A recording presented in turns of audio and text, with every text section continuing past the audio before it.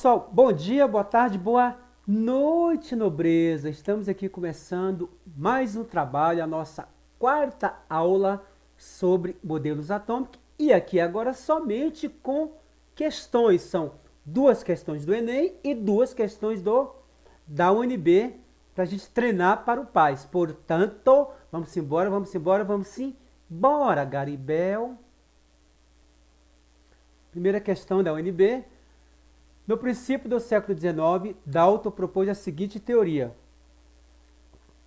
Toda a matéria é constituída de átomos indivisíveis e todos os átomos combinam, formando compostos, e nas reações químicas são rearranjados, não podendo ser criados ou destruídos. Sobre os assuntos, julguem-se para certo e é para errado, Garibel, item 0. A descoberta dos isótopos mostrou que os átomos do mesmo elemento químico podem apresentar diferentes massas. Pessoal, é justamente isso aqui o conceito de isótopo. Isótopo lembra o quê? Prótons, mesmo número de prótons e diferente número de massa. Aí eu falei na aula que, por exemplo, a gente tem o hidrogênio, o elemento químico hidrogênio, com número atômico igual a 1 e massa igual a 1.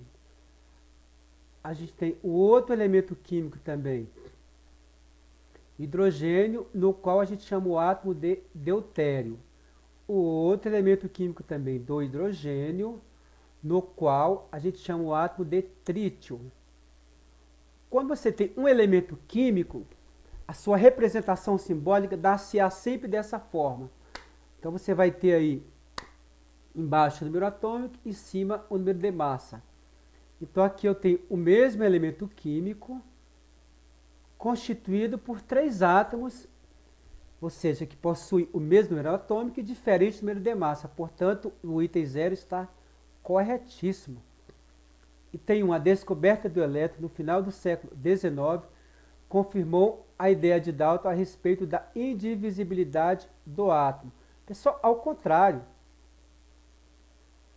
quando Thomson descobriu o elétron em 1897, ele quebrou a ideia de indivisibilidade do átomo. Portanto, o átomo passa a ser considerado uma partícula que pode ser divisível em frações cada vez menores, Garibel. Portanto, a questão está completamente errada, Garibel. Item 2. A teoria atômica de Dalton explicou a lei da conservação de massa. Perfeito. Eu falei para vocês que a teoria atômica de Dalton ela se fundamenta nas leis de Proust e na lei de Lavoisier. Então, ela se fundamenta nas duas leis, lei de Proust e lei de Lavoisier, ou seja, nas duas leis ponderais. Ok, pessoal? Então, o item 2 também está correto. Dalton, através da teoria atômica de Dalton, previu a existência dos elementos radioativos. Pessoal, Dalton sequer previu a existência de partículas subatômicas, como cargas elétricas positivas e negativas. Portanto, essa questão de discutir a presença de radiação nos átomos só vem com Rutherford no início do século XX, porque já tinha um estudo daquele casal Curie no final do século XIX. E Dalton é no início do século XIX, 1803, 1805, 8, tá ok? Então, item 3, errado. A lei das proporções definidas contraria a teoria de Dalton. Pessoal, nós acabamos de falar que Dalton fez os seus postulados baseado em duas leis, a lei de Lavoisier e a lei de Proust, ou seja, nas leis ponderais, Garibel, ponderais. 5. A síntese dos elementos transurânicos comprova a possibilidade de criação de átomos. Perfeito. Você pode, a partir dessa concepção aí, da transmutação nuclear, sair de um átomo e gerar outro átomo, ou seja, criar outro átomo. Ok, pessoal? Então, esse item está correto, Garibel. 2. Outra questão sobre a UNB. Julgue os itens C para certo e E para errado. O modelo de Thomson foi rejeitado depois que se comprovou experimentalmente a existência dos núcleos do átomo. Pessoal, quem que concebeu que o átomo é constituído de duas regiões bem distintas, Garibel? Quem? Depois de Thomson. Então, primeiro veio Dalton, depois vem Thomson, depois de Thomson vem Rutherford, Garibel, Rutherford. Então, o átomo de Thomson, de fato, foi rejeitado depois que se comprovou experimentalmente a existência dos núcleos atômicos. Então, está correto. Depois que acatou-se as experiências de Rutherford. Item 1. Os experimentos de Rutherford estabelece que os étonos são partículas constituintes de todos os átomos. Pessoal, pode isso, Arnaldo? Pode isso? Quem concebeu a descoberta do elétron foi um cara chamado de J.J. Thomson. Portanto, quando Rutherford estabeleceu o seu modelo atômico de uma região bem definida, núcleo carga positiva, e outra é bem definida, eletrosfera, onde tem os elétrons, a partir da sua experiência lá, usando átomos radioativos, no caso o polônio, por exemplo, ele já tinha a descoberta do elétron, portanto, não foram os experimentos de Rutherford. Foi quem? Foi Thomson. Então está errado, Garibel. 2. De acordo com o modelo atômico de Bohr, modelo atômico proposto por Bohr, os elétrons ocupam órbita de qualquer raio ao redor do núcleo. Não, pessoal. Eles ocupam órbitas bem definidas. Então não é de qualquer raio. Então, errado. O modelo atômico de Dalton inclui a noção de eletrosfera. Pode isso, Arnaldo? Pode isso. Dalton sequer concebeu a existência de partículas positivas e negativas, quanto mais de eletrosfera. Então está errado. Quem concebeu a existência de duas regiões bem distintas foi Thomson. Uma questão do Enem. Antes da geração do céu, teremos que rever a natureza do fogo, do ar, da água e da terra. Primeiro, em relação àquilo que chamamos água. Quando congela, parece-nos estar a olhar para algo que se tornou pedra. Ou seja, ficou duro, né? Ou terra, mas quando derrete se dispersa. Esta torna-se bafo e ar. O ar, quando é queimado, torna-se fogo. E inversamente, o fogo, quando se contrai e se extingue, regressa à forma do ar. O ar, novamente concentrado e contraído, torna-se nuvem e nevoeiro. Mas a partir destes estados, se for ainda mais comprimido, torna-se água corrente. E de água, torna-se novamente terra e pedras.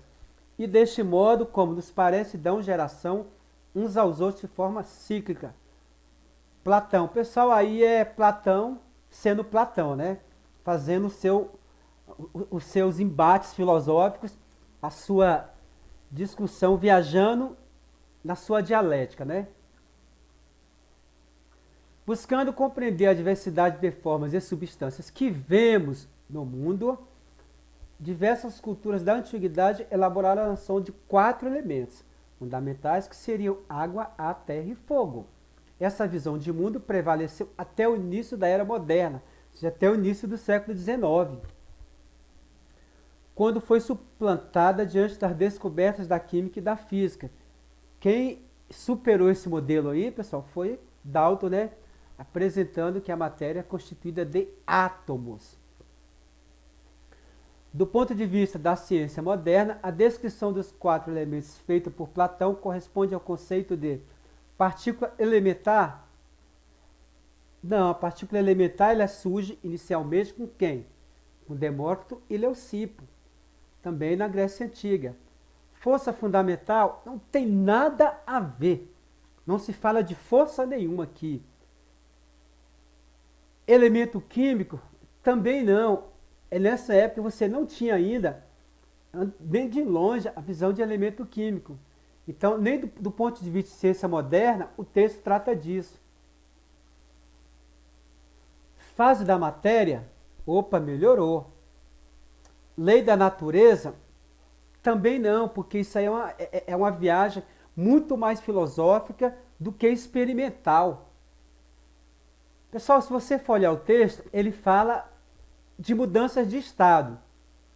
Primeiro, aquilo que chamamos águas congela e fica como se fosse pedra, fica dura. Mas quando derrete, se dispersa, ou seja, depois volta para o estado líquido. Então, ele está falando de quê? De mudança de estado. Mudança de estado, na verdade, aí são as fases da matéria. Tá ok? Então, ele está falando de sólido, líquido e gasoso. Então, essa discussão filosófica dos 4 elementos, água, ar, terra e fogo, nada mais é do que as mudanças de estado da matéria. Então, item, resposta, letra D. Um teste de laboratório permite identificar alguns cátions metálicos ao introduzir uma pequena quantidade do material. Pessoal, se está falando de cátion metálico, significa que esse metal aí tem carga, né? Uma pequena quantidade do material de interesse em uma chama de bico, de Bunsen, para, em segunda, observar a cor da luz. Então, ele está falando aí a emissão de luz. Ele está falando que quando você coloca o metal em um bico de Bunsen, ou seja, você observa uma luz.